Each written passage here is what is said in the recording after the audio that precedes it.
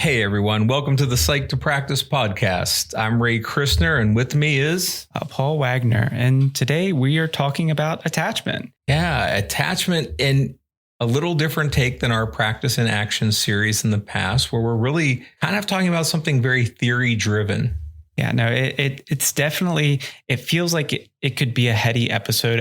I think, afterwards, I think we did the theories well but also keeping it conversational and, hopefully something that someone maybe who isn't super familiar with attachment theory is able to kind of sit down and digest and really get something from.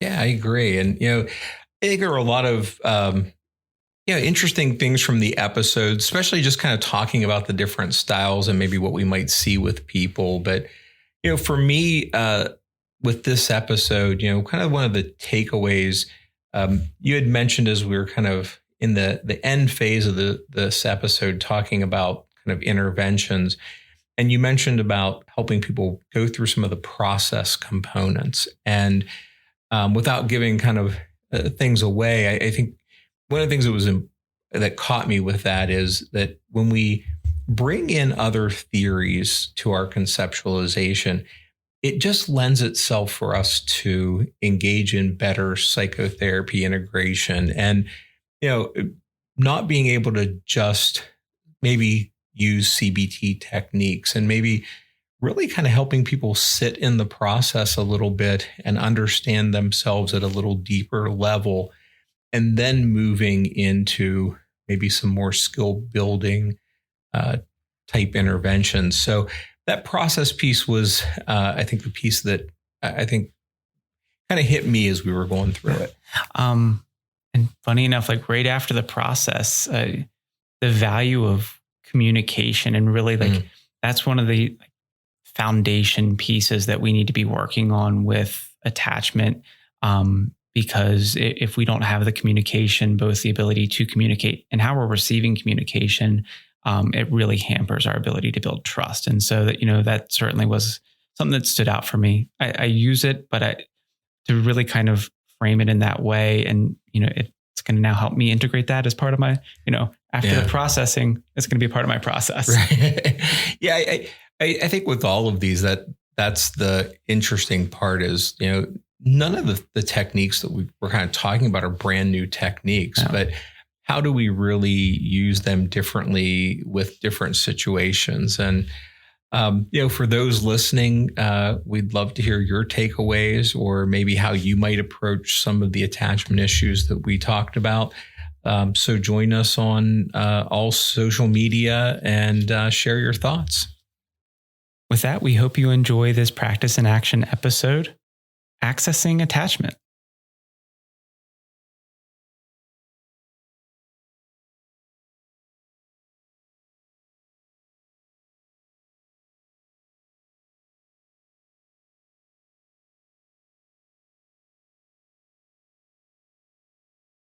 All right, Paul, we're back again with another Practice in Action episode and kind of shifting gears a little bit to kind of talk a little bit about something that goes through development and how it affects us even in adulthood. Yeah, it's attachment, Right. is that focus for today. And, oftentimes when we think of attachment theory, childhood comes up, Mary Ainsworth, the strange situation and those different attachment theories. But more and more been finding that, talking about attachment as adults and what that looks like and kind of the impact that our childhood has on that, but also over time, the development of relationships. So we thought it's a good topic to really bring up because I don't know that it's one that really gets talked about too much, especially in the school system for clinicians where that focuses on the developmental childhood aspect of it.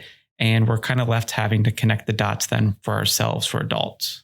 Yeah. And I even think that this is, I think no matter kind of what age we practice with, it's one of these things we've all probably been taught. As we were kind of preparing for this, I'm thinking back to my social psychology class and going through and, you mentioned Ainsworth and Bowlby and all these kind of theorists. I think through my career, I think the thing that's been most interesting is this is really an important topic across the age ranges and how a simple concept of of attachment and how these early aspects of our life develop how we connect with other people. And, I'm sure you, Paul, see the same thing I do in the sense that I'll have adults who come in and they're frustrated. They've been through 20 relationships and they get to a point where it's a recognition that there's something with them in relationships that's impacting kind of what's happening. And when I kind of process with them, it tends to go back to this idea of attachment and what is their attachment style and how does that impact them? And I think when we talk about these theories, I remember it sounding very static when I was a student that you develop this attachment style and you're just that way the rest of your life. And I think as I see it clinically, and I'd be interested in kind of your thoughts, what I've kind of noticed is that, we have kind of a way that is our main attachment style, but sometimes we kind of have an ebb and flow and we might go through some of the more insecure styles at times based on different aspects of where we're at in our life. And I think that, childhood and those early styles certainly have a formative piece to it, but life doesn't stop at childhood. And so, and relationships don't stop at childhood. And that's such an important piece because when we're talking attachment, we're talking about relationships, and whether we're in a relationship or we're struggling with developing relationships, we don't have an interest in relationships. Attachment plays a role. And so, for a lot of adults more so adults that I think I do talk with this on, we talk about how attachment, as you said, like it has this general concept of like where we tend to fall, but it's very situationally based as well. And I even kind of like liken it to a bit of the idea of like a nesting doll. So we can get really, really like granular with, hey, in this situation, my attachment style might shift and change because of, the circumstances. So, as there are certain elements going on in my environment, I might then feel the need to have rely more on my partner, and there becomes then this greater neediness that's there. So we kind of stepping out of secure attachment of like, oh, I'm good for myself into some of these insecure, and we'll go into those more in depth. But no, I think there's a transitive property there that it can move around depending on life circumstances for sure. Yeah. And I think that's important because of course, as our stress levels increase, it is going to change the way we might interact with others. And we've mentioned adults a few times, but I do want to kind of, as we're talking through these, make sure people don't forget, we're going to see this in childhood. And, I think kind of recently for me, I've had more of these conversations with adolescents than I did in the past. And I think part of that came out of, the whole COVID time period where our connections with people, for lack of a better word, got a little funky, right? It was, they did. We had where that's such an important time in their life in developing connections or attachments or whatever phrase we want to kind of use. There was something that went astray for them. And so as people are now dating again and actually going out with friends, and over the past year, that's happening more and more. There's been struggles there, that have happened. So maybe let's start, Paul, kind of, let's start with the secure piece. Maybe I think it might be easier if we kind of talk about the secure and maybe what that looks like on the healthy level. That's the standard that we're using as a comparative tool for all the others. So, right. Yeah. Right.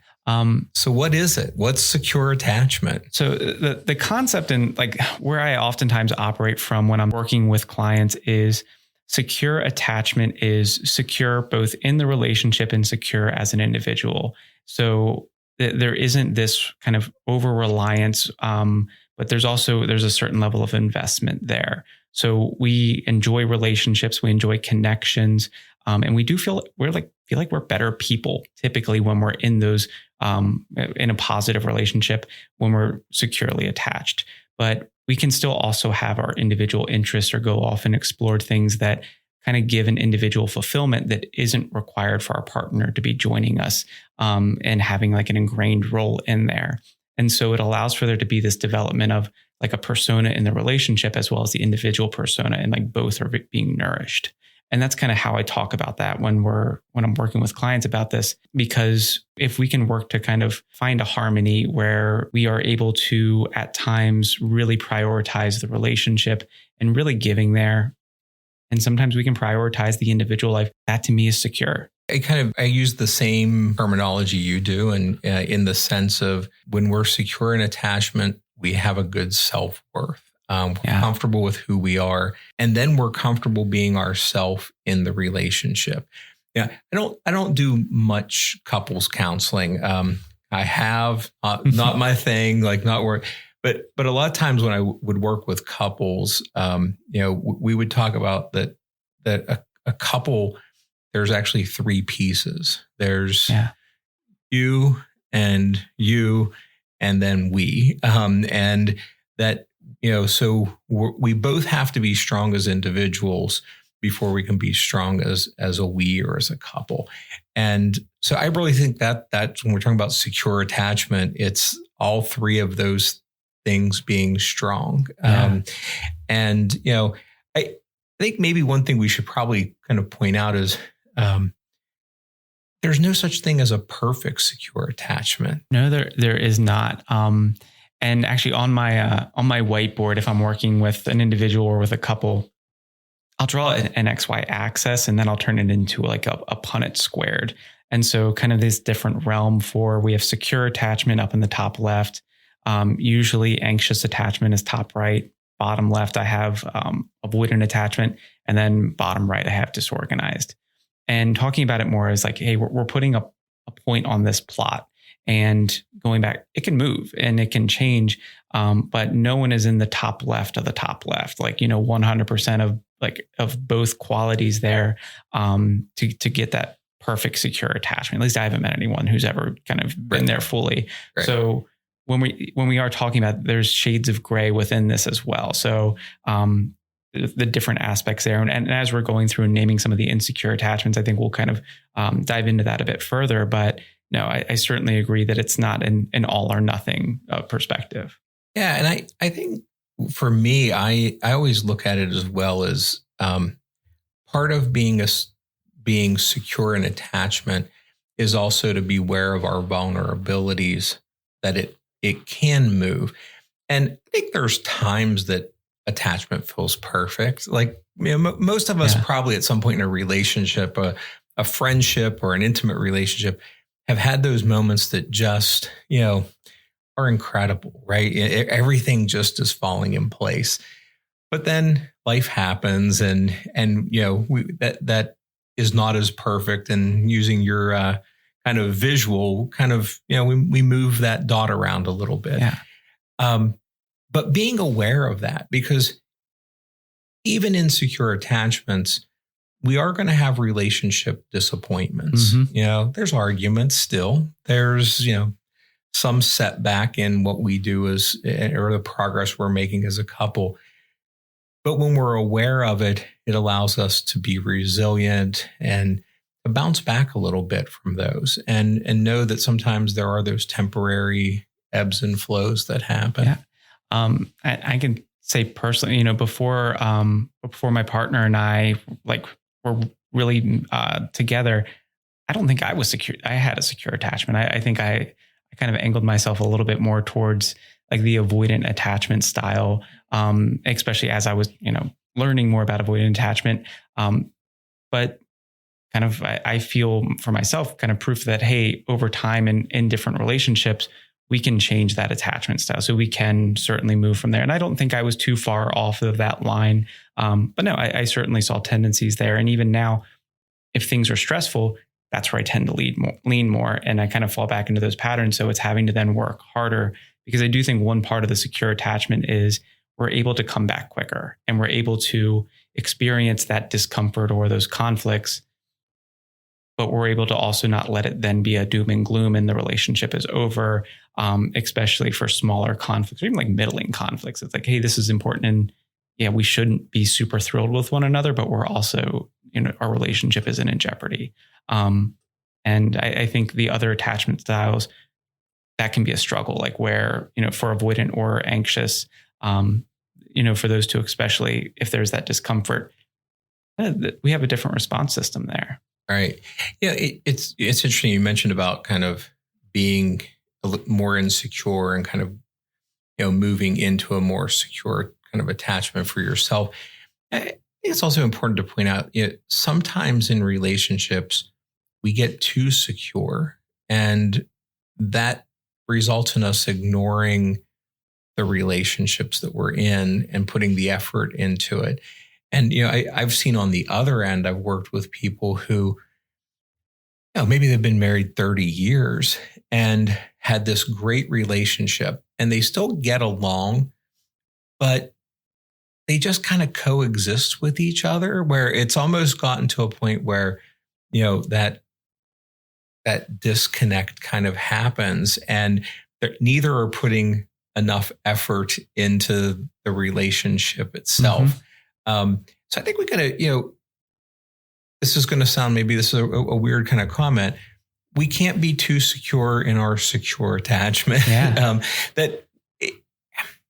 I don't know, I guess using kind of a metaphor, it's kind of like a garden that we got to take care of. We have to make sure that we're aware of it. And, we use this word a lot, but, helping people learn how to reflect about where they're at in their relationship and how they're reacting and how they are with themselves. Because I do believe secure attachment goes back to, it has to start with us as individuals. We have to feel a certain way, and we have to attend to that. Yeah. Not letting comfort turn to laziness. There we go. I like that better. Yeah. Which it can. And, it's our attachments in general to people. It should require work. Yeah. Well, and, we're talking about secure. And so if we're starting to step out into some of the insecure attachments, and, the three that we're going to be kind of operating from are, we're going to just use the language of avoidant attachment, anxious attachment, and disorganized attachment. And so Ray, how do you conceptualize anxious attachment? Yes, I kind of think of it as, again, we start with ourself, and maybe we don't have quite a good self-esteem, and we end up kind of craving emotional intimacy to help feed our self-esteem. So our self-worth becomes the relationship or the attachment with the other person.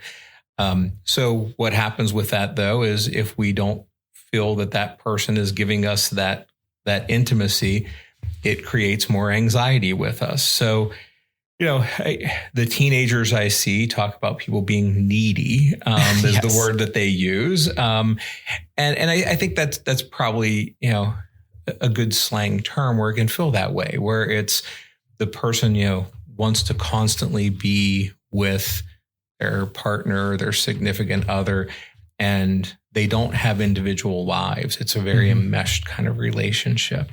Do you see it similar or different? Yeah, no, I see it a lot in the same way. And anxious attachment, I think, can present itself at times as like, I'm a chameleon in a relationship, and I'm trying to change my colors to match whatever it is that my partner is wanting, or what I think my partner is wanting. And in doing that, I'm being less genuine and less authentic. And there becomes this kind of almost that reliance on the partner to be that secure place. And when we have almost this overinvestment there, we then become so worried and so fearful that it's going to be taken away. And we read into this, like any small nuance or detail that says, oh, I'm now being rejected, or, this is going to be taken away from me. So then I overreact and over respond to it. And I think that's when, the partners of maybe individuals who have that anxious attachment style end up feeling like, hey, this person's kind of needy. So it's not a good thing to need your partner. We want to be wanted in a relationship. That's how they function really, really well. And so if there turns to, I need a partner for there to be comfort, then there's this imbalance that's created. Yeah. So it's that on one end, wanting this and needing this intimacy, but struggling to ever feel that you can trust it fully. Yeah. There's, I think that really, which it creates this imbalance and, this anxiety, feeling like we can't, we're not in control. And, I often use the term control a lot when I'm working with individuals like this, because, because you can't control every aspect of a relationship. Yeah. And if you are, it's really not a good relationship. And I think, that concept, like that need, plays out a lot in, and even a lot of media. We were just talking about some of the improvisation and using some of those metaphors there. But as we're talking about this, it's like there's a trope in a lot of medias where someone has such a narrow focus on, I need it to go this way. I need it to turn out this. And, again, in the media, it never does. And that creates this, like it blows up on the person. And, usually they're able to bounce back. And that's kind of, that's that idea of secure attachment. But if it's when they just crumble, that's the anxious attachment. It's the, I'm so focused and I'm so worried that this is going to be taken away, or that this is not going to have this. And then me doing that almost kind of spells out my own doom, unfortunately. So, really wanting to, I think with these individuals, helping them to recognize that maladaptive pattern. So that way we can then start kind of intervening. So that way we're not being as needy. Right. Yeah. And I think we have to think of these also, there's a spectrum to them. For sure. Yeah. And I think there's, even on the lower part of that spectrum, it can be, still cause problems. Maybe it's just some jealousy, or every time your partner wants to do something, there's a little tiff that's going to happen. Maybe it's not completely, blowing up, but it still creates some difficulties. Yeah. And then on the other end, I've seen people who it turns into just this manipulation that can happen, and using guilt over, somebody doing something without them. And, so I think we got to always keep in mind there's that spectrum. And I think with the anxious piece, and I'd be interested if you kind of do it maybe differently, but for me, I spend a lot of time in treatment with individuals that kind of have this style, really building themselves up. Like, we're really not talking about the relationship stuff at all. It really is, how do we create a self-worth that you feel comfortable to trust other people, and realize that you can't control it. There's always that what if that could happen. But when we feel comfortable in ourselves, that what if isn't as intense. Do you do the same thing, or a different approach? It varies for me. There's some individuals I work with whom, the way it presents, it's really beneficial to talk about it in the context of a relationship. And, it isn't even necessarily insecurity per se, but in a push for themselves. So that there's a couple individuals whom I would say fall on the spectrum of anxious attachment, where it's not that they don't trust their partner. In fact, they put a lot of trust in their partner. It's that there's a feeling and almost a need for themselves of, for me to be a good partner, I need to over invest. I need to do all of these things and all of these actions and I don't allow for there to be space. I don't allow for my partner to be uncomfortable, and I take their own happiness kind of as my responsibility. And when challenging that, it can feel hard because, I'm the person who says, hey, you need to let them be unhappy. And it's like, well, that goes against every grain of my body. I want to be the fixer. I want to be the one who comes in and swoops in and is able to be there. But the hard part about that is it's not sustainable, and it doesn't allow for skill building for the other partner. And so again, it turns from a wanting to a needing. And, it almost kind of puts the other partner in a position to maybe to need or overly rely on them. So it can present in a couple different ways. So those are the individuals who I like to talk about it in the context of relationships with, because it's so focused in on the relationship, and trying to then pull back. So that way I almost need to talk relationship first to then start talking individual. Because if I just start talking individual, in some ways it can feel like I'm talking like a different language. Right. Yeah. Okay. It makes sense. As you were talking, I don't think this is the way the attachment theorists kind of planned this out, but what are your thoughts on I'm as you were talking, I'm thinking about a few people I've worked with in the past that their anxious attachment is not based on fear of what their partner will do. It's based on fear of what they will do. That they don't want to live these separate lives from their partner because they're afraid if they go out with their friends, what if they're the one that cheats? And that if we're together all the time, it lets me control my own impulses. And I've always found that to actually be, in some ways, more difficult to treat. Have you had people that have ever come across like that? There are individuals like where maybe not necessarily to that intensity of like, oh, I'm going to cheat or I don't trust myself, but with other aspects of the relationship that maybe have less at stake, but there's still kind of a, hey, when I'm with them, I'm my best self. So why would I want to be with anyone else or be around anyone else? Well, there's that spectrum. Because I don't value myself enough to be my best self just for me. Wow. Okay. Yeah. I think that, again, it shows you kind of, that maybe is a milder form of that, but I think also really important to recognize in how that happens. We'll get into it a little bit more in depth here towards the end, but how we can work to really serve some of these individuals. Right. I talk almost kind of like the idea of like a flashlight that has an adjustable like beam. Like we need to diffuse the beam. We need to have it cast a wider lens so that we can illuminate more.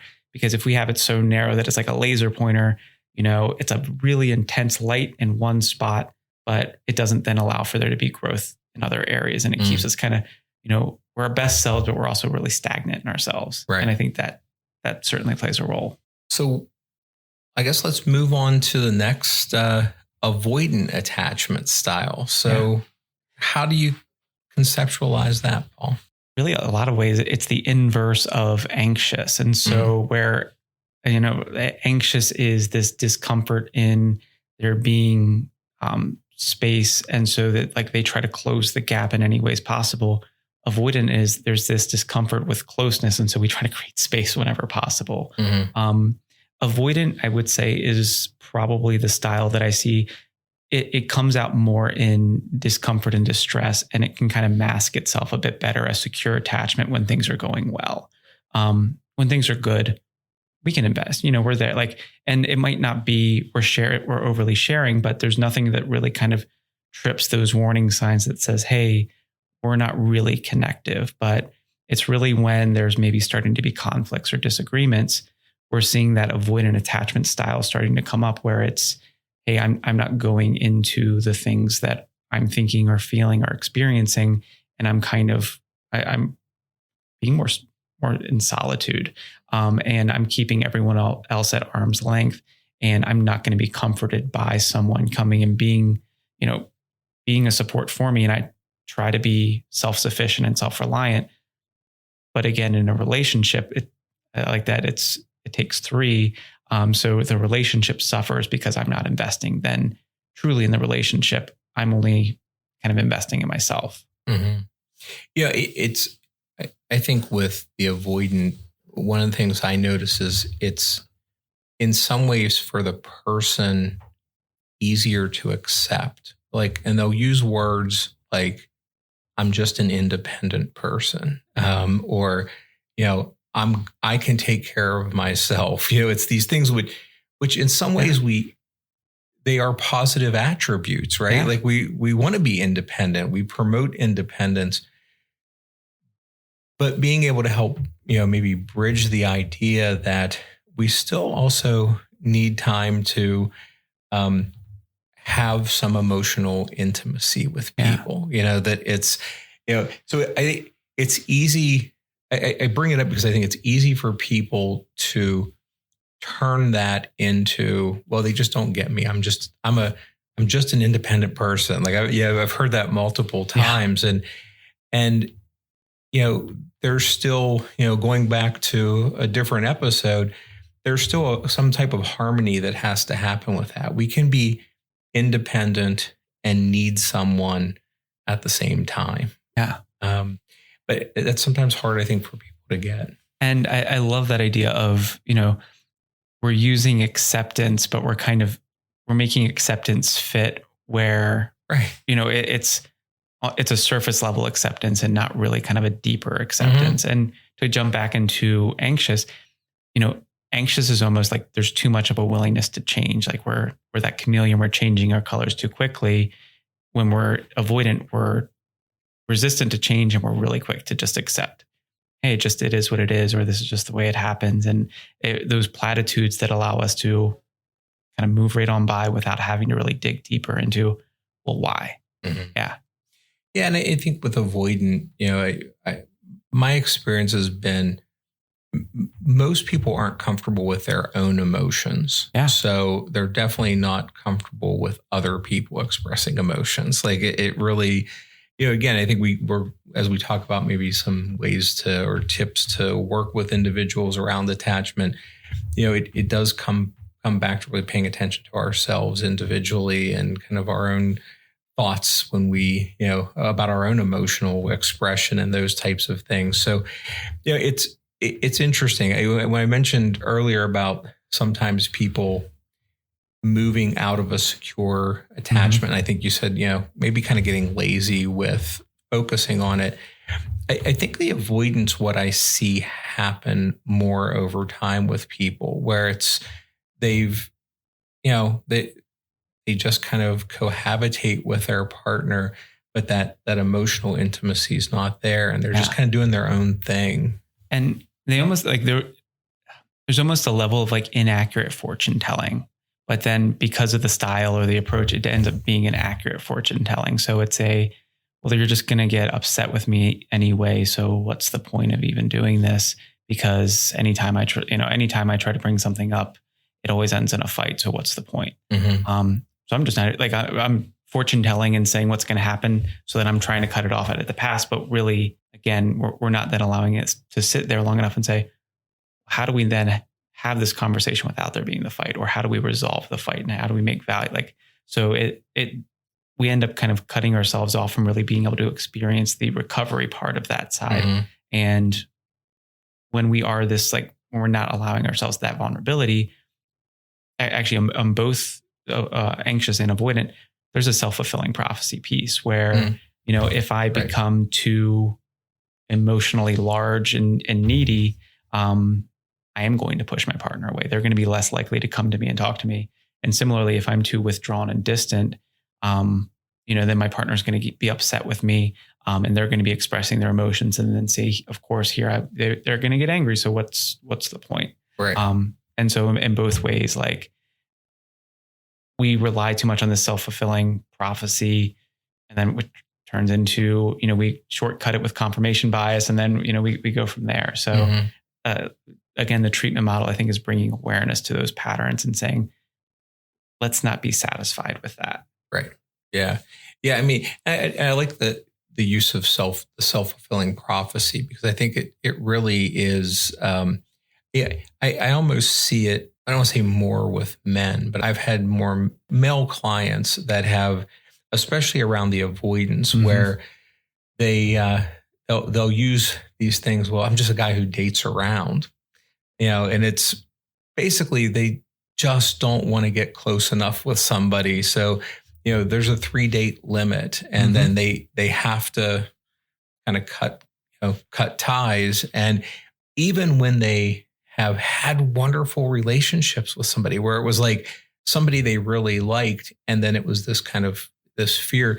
And I just had somebody not too long ago working on this kind of the same kind of issue. And I brought that up, and I said, and sometimes you just get a little instinct. And I said, so tell me about the relationship that hurt you. What was the one that made it where you could never have another long-term relationship?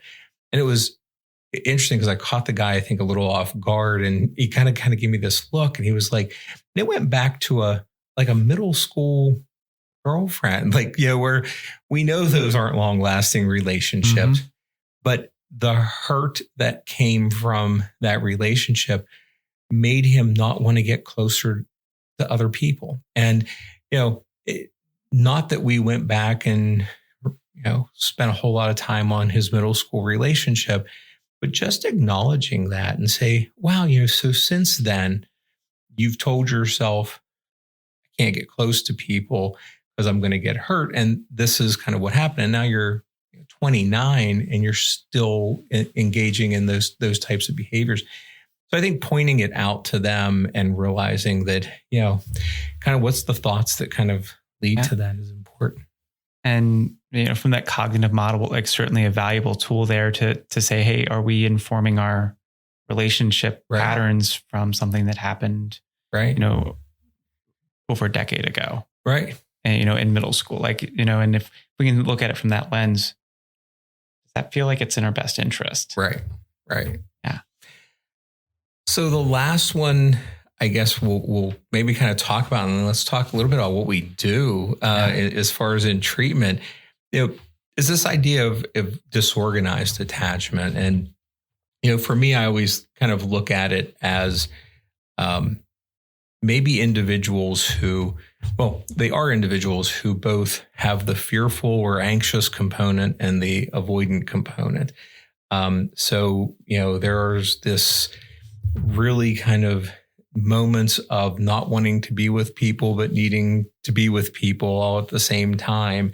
And oftentimes, I find it where maybe they even have these kind of schema or these kind of core thoughts that they don't deserve a close relationship. They don't deserve love, or no one will love me. Or using Ellis's, I'm an unlovable person, is, those kind of thoughts that kind of come in play. And, I guess maybe with this, I'm going to kind of step back for a second and say, we didn't go through all the theories themselves with this, but, much of the development of these things, like some of psychology, we kind of blame our early relationship with our mothers. Like there's that piece. And I think, as we kind of talk this through, there's different times in life, I think, that affect our development of attachments.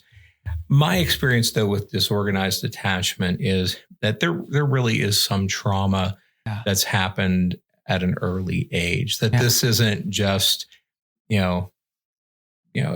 some simple conflicts that may have happened. This isn't a middle school relationship.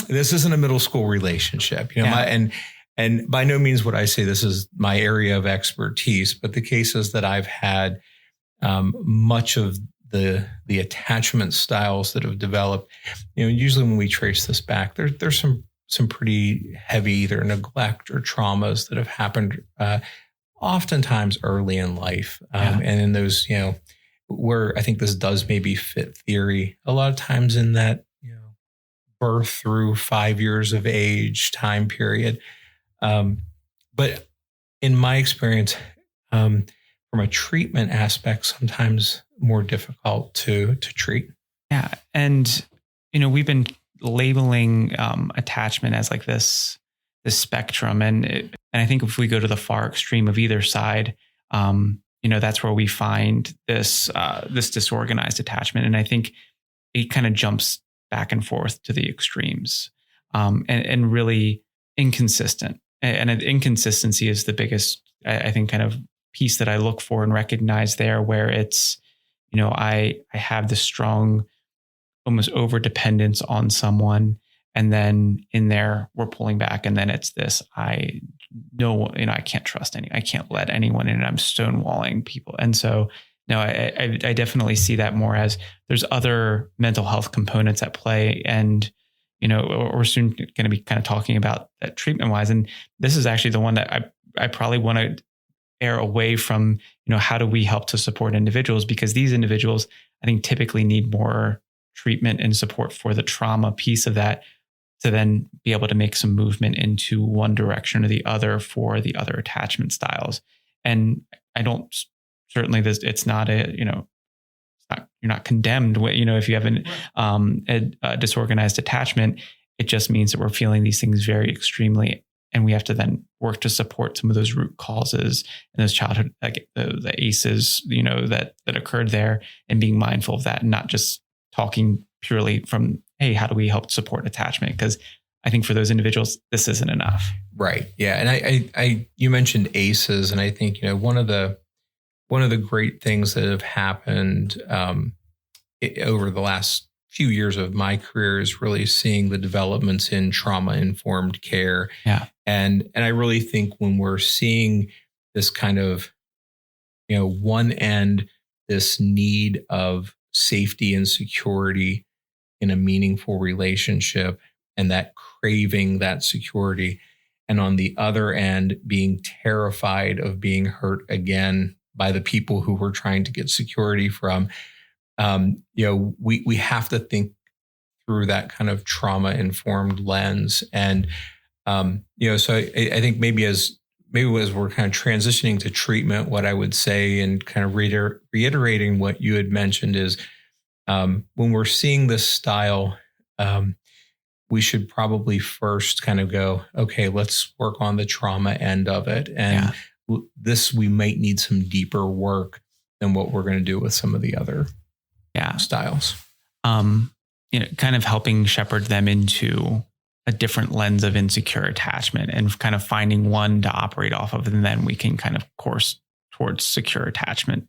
When we're on either end, it just feels like we have to kind of have some sort of grounding there for those individuals.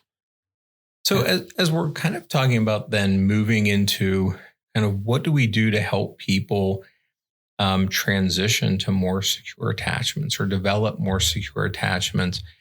I thought maybe instead of trying to look at specific techniques, maybe let's look at some broad categories that we might want to work on or kind of strive to address in therapy. So is there kind of a starting point for you when you're working on attachment styles and relationship issues like this? What are some of the things that you begin with? So I like to start with like the concepts behind it. So, and I'm happy we use that language here because, at its core, the anxiousness, we need to then allow for greater separation to allow for there to be this movement towards secure attachment. For avoidant, we need to allow for a greater closeness. And that's kind of the lens that I try to operate from. And I really try to have a much more process-oriented lens rather than content-specific lens, especially initially, and talking about how do we bring these conversations up? What does this look like? And really trying to kind of be clear. Again, we can move this, we can change this. How great would it be if you can let your partner go out and hang out with their friends? Feel good, feel like, hey, no worries. Like, can't wait to see you when you come back. Go have fun. Or how well, wouldn't it be phenomenal if you're coming home from work and you have a really rough day and you feel comfortable enough to go to your partner for support. And then they follow up with you like, hey, you shared this the other day. How was that? And it's like, oh, hey, they were listening. They're caring. They're investing in you. And trying to kind of connect that, like giving a glimpse of this is what we're working towards. And so that's, making it specific enough for them. But then let's talk about the process of how we have to get there, because that's the uncomfortable work, and it takes vulnerability on both ends, anxious or avoidant. But that's kind of the starting point for me a lot of times. And then once we have an understanding of the process, so anxiousness, increasing our level of tolerance for separation and allowing ourselves to be our own individual, and for avoiding allowing ourselves to kind of invest and be vulnerable and opening up. And that's where we have this movement there. So that's this broad kind of idea that I use. And a lot of the clients I work with, they like it. And, I tend to get a little too metaphorical at times when I'm talking about these things and find ways to make it relate and connect. But a lot of times they get it. And then and it ends up, we're then on the same page where this is what we're working towards. But how about for you? Like, what's your thoughts? I love the kind of idea that, you're talking about the process piece. And, when, I think by now people who listen recognize that, I see a lot of things through a cognitive behavioral lens, like that's kind of my go-to. But this idea of attachment, I think what's so interesting in integrating this in the work that we do is it really allows for us to do really good psychotherapy integration, because we really need to pull some of those more psychodynamic, psychoanalytic kind of concepts and approaches in understanding the process piece. But, when you were talking, I'm like, okay, yeah, like there's this, us talking about this idea of attachment and the process of it and all of those things. But then we lead to this idea of exposure, which is very behavioral. Yes. So not only do we do the process, but now it's time for you to try it, to do some homework with it. And I think bringing this idea of attachment and helping people maybe conceptualize this as part of their treatment, I think that's where it would allow for really good psychotherapy integration, which we should be doing, I think, in these cases. So for me, you kind of talk about that process piece and the exposure piece. For me, I start really basic a lot of times talking about communication and really talking about nonverbal communication. I always say, I think sometimes with these attachment issues, people learn to say the right thing, but their body language isn't communicating that to their partner. And so being able to really kind of get people aware of their nonverbals, it kind of takes me back to the kind of our episode on nonverbal behaviors and how that helps in communication. But yeah, I think that's an important part of this, getting people aware of that and also helping them read the nonverbal communication of their partners and friends or whoever they're with. A lot of this I find is, misreading of nonverbals can create the anxiety that we see in some of these anxious attachments where it's, well, he came back from going out or she came back from going out and didn't make eye contact with me. They must have cheated on me that night. Mm-hmm. That's a leap, right? Could they? Well, we can't ever guarantee 100% of anything, but getting them to be able to be more aware of some of those nonverbals. So I kind of start with that. And then I guess a little bit of emotional intelligence work as well, and helping people just really kind of understand and work on how to regulate some of the emotions around their relationships. And that skill building part, I think is really important. And I often when I'm talking with individuals about the process, that's our starting point. And then the skill building, and really trying to integrate the process in with this communication. So, hey, if my nonverbals are whether I'm working with a couple or with an individual, telling them hey, talk to your partner, let them know I'm working on being more okay with this, and really coming down to, I'm working on developing a better trust.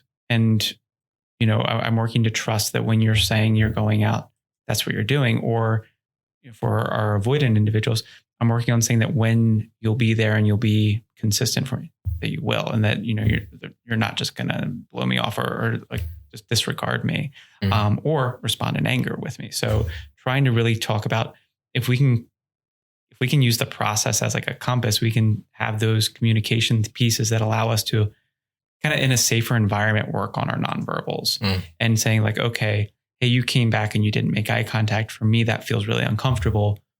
What was that for you? I was tired. No, I'm sorry. I wasn't paying attention. I came in exhausted because we were doing whatever. And so I apologize. I was thinking about something that someone said and I was just not paying attention. And, that makes so much more sense. I can now work to integrate that in my concept and my trust of, that's when I'm seeing this, I can ask and it can be okay to do that. But we need to kind of really, I think, open up conversations and communication so that way we can have better communication. Yeah. Really working towards trust. Yeah. And I think getting people to that point of being comfortable, and there's a vulnerability to that. It's hard to say, wow, when you came in, I got this feeling because of X, Y, and Z, and help me understand kind of what was going on. I think that's hard sometimes. It's much easier to react or to avoid or whatever it might be. So yeah, I think giving people ways to communicate better, and I find even giving them some canned dialogue to have those conversations and to say what are some of the ways that we can have that? And I like role play, and we use that a lot of times. I think with these cases as well. And so I think skill building, and again, I'll jump back to your idea of the process of it. I think maybe in these cases, we have to, I think, start with that process first. Mm-hmm. A lot of times we want to jump into the behavioral experiments or the more CBT work. And I find it's worth kind of sitting a little bit in the process with people and really get a good understanding and helping them understand their own attachment style. And we need to do that first, or the rest of it can sabotage too easily. Yeah, it certainly, and I think that's a phenomenal place to kind of start wrapping things up for us for this week.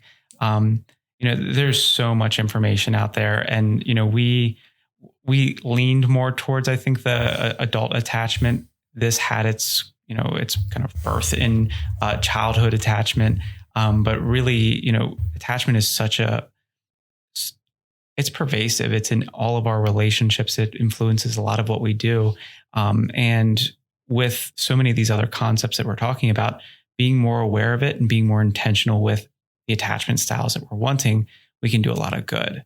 Yeah. And I want to kind of leave maybe everybody with a little reference. I just had a chance to read a book that I don't think is really a brand new book, but those that really want to kind of understand this from an adult standpoint, there's a book out, it's called Attached. It's the new science of adult attachment and how it can help find and keep love. And it's by Amir Levine and Rachel Heller.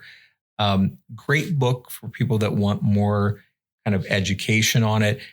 It's not necessarily focused around these attachment styles, but really good from a therapy standpoint that goes a lot deeper with kind of the intervention piece than maybe we had time to share with them today. So fun. You shared so on a completely different end of that spectrum, and probably more from the metaphorical, application there. Yesterday I finished Dr. Sleep by Stephen King. It's the sequel to The Shining. I won't give any spoilers. I think they just came out with a movie. I haven't seen it yet, but there's so much attachment there. It follows, Danny Torrance, the boy from The Shining, and his kind of growth there.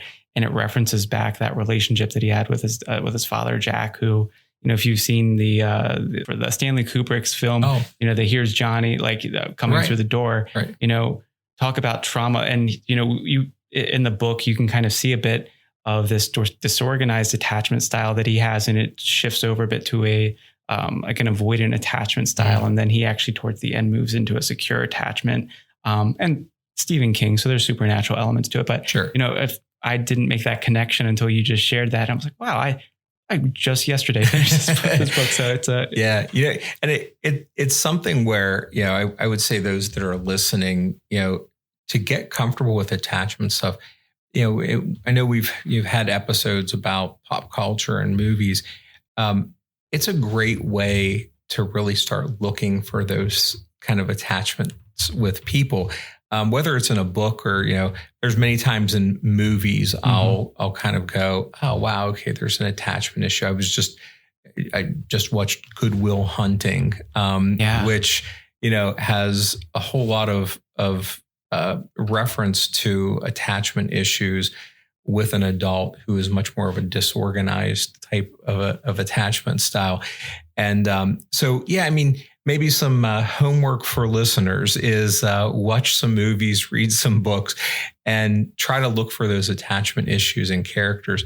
I think Hollywood does a good job of illustrating that, and just some ways to kind of look for it and find some different information. Love to hear it. And if you notice anything, please reach out on social media. Visit our website, send an email in. We'd love to hear kind of the attachment styles that you notice, and let's make it a conversation. But until then, be well, stay psyched.